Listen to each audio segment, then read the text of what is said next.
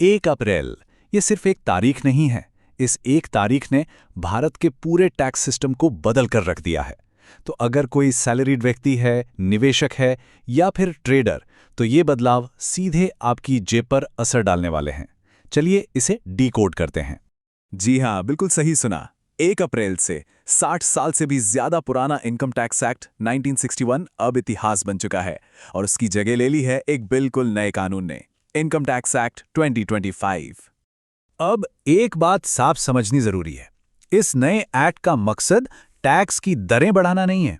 इसका असली मकसद है पूरे सिस्टम को आसान बनाना, सरल करना, ताकि टैक्स पेयर्स के लिए चीजें पहले से ज्यादा क्लियर हों और उलझनें खत्म हो। अंदाजा लगाइए, पुराने कानून में जहां 500 से भी ज्यादा नियम थे, वहीं नए एक्ट में उन्हें घटाकर सिर्फ 333 कर दिया गया है। मतलब सिस्टम अब वाकई में सिंपलर है। तो चलिए अब बिना देर किए सीधे उन बदलावों पर आते हैं जो हम सबके पर्सनल फाइनेंस के लिए सबसे ज्यादा मायने रखते हैं। हम 6 सबसे बड़े और सबसे जरूरी बदलावों को एक एक करके समझेंगे और इनमें सबसे पहला बड़ा अपडेट जुड़ा है हाउस रेंट अलाउंस यानी एचआरए की छूट से। तो बेंगलुरु, हैदराबाद, पुणे और अहमदाबाद में रहने वालों के लिए एक बहुत बड़ी खुशखबरी है। ये 4 शहर भी अब दिल्ली, मुंबई, चेन्नई और कोलकाता की उस लिस्ट में शामिल हो गए हैं जहां 50% एचआरए की छूट मिलती है। याद रखिए, पहले इन शहरों में ये लिमिट सिर्फ 40% थी। आइए इसे एक असली उदाहरण से समझते हैं। मान लीजिए करण बेंगलुरु में एक सॉफ्टवेयर इंजीनियर हैं। इस एक छोटे से बदलाव से उनकी टैक्स फ्री इनकम में सालाना पूरे 96,000 रुपए का सीधा फायदा होगा। ये एक बहुत बड़ा फाइनेंशियल इम्पैक्ट है। अब आते हैं दूसरे बड़े बदलाव पर, और सच कहूं तो इसका इंतजार कई दशकों से हो रहा था। बच्चों की पढ़ाई और हॉस्टल से जुड़े भत्तों में एक जबरदस्त 30 गुना की बढ़ोतरी की गई है। जरा इन आंकड़ों को देखिए। एजुकेशन अलाउंस जो पहले सिर्फ 100 रुपये प्रति बच्चा प्रति महीना था, वो अब बढ़ के 3,000 रुपये हो गया है। और हॉस्टल अलाउंस 300 रुपये से बढ़ के सीधे 9,000 रुपये प्रति महीना। लेकिन यहाँ सबसे ज़रूरी काम यह है कि अपनी कंपनी के एचआर से कंफर्म करें कि उन्होंने पेरोल स्ट्रक्चर को अपडेट कर दिया है। इसका कुल नतीजा क्या है? अगर 2 बच्चे हैं तो परिवार के लिए सालाना 1.44 लाख तक की इनकम टैक्स फ्री हो सकती है। ये वाकई एक बहुत बड़ी राहत है। तीसरा बड़ा अपडेट मील वाउचर से जुड़ा है। इसकी जो टैक्स फ्री लिमिट पहले सिर्फ 50 रुपये रोजाना थी, उसे 4 गुना बढ़ाकर अब 200 रुपये कर दिया गया है। इसका सीधा मतलब है कि सालाना 52,800 रुपये तक की रकम पर जीरो टैक्स का फायदा उठाया जा सकता है। एक और छोटा लेकिन बहुत काम का बदलाव है आईटीआर फाइलिंग को लेकर। अगर रिटर्न भरने में कोई गलती हो जाती है तो उसे सुधारने के लिए अब 9 महीने की जगह पूरे 12 महीने मिलेंगे।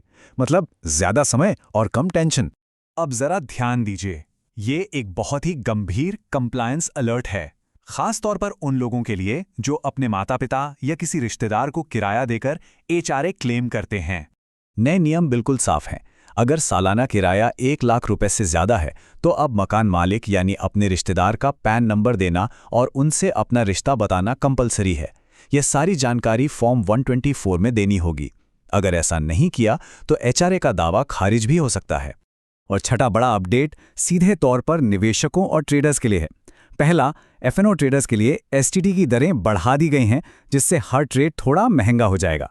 और दूसरा, म्यूचुअल फंड निवेशकों के लिए अगर लोन लेकर निवेश किया है तो डिविडेंड इनकम पर मिलने वाली ब्याज कटौती को अब पूरी तरह से खत्म कर दिया गया है।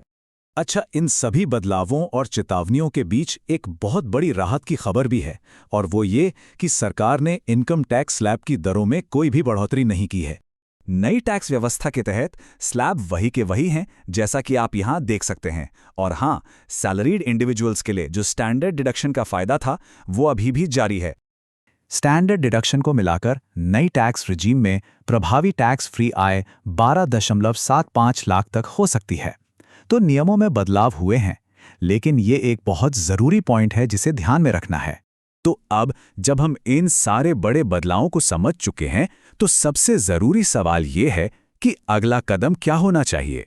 चलिए अब इमीडिएट एक्शन प्लान पर फोकस करते हैं। ये है 5 पॉइंट चेकलिस्ट जिसे तुरंत फॉलो करना है।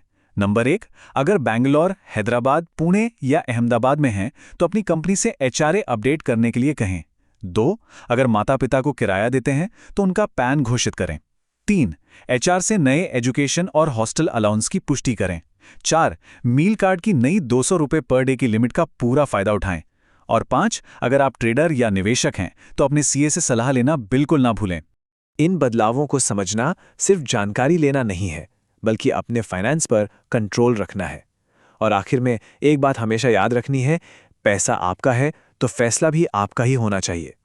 अगर ये जानकारी काम की लगी हो तो इस वीडियो को लाइक करें, मार्केट डिकोड न्यूज़ को सब्सक्राइब करें और कमेंट्स में हमें बताएं कि इन बदलावों पर आपकी क्या राय है।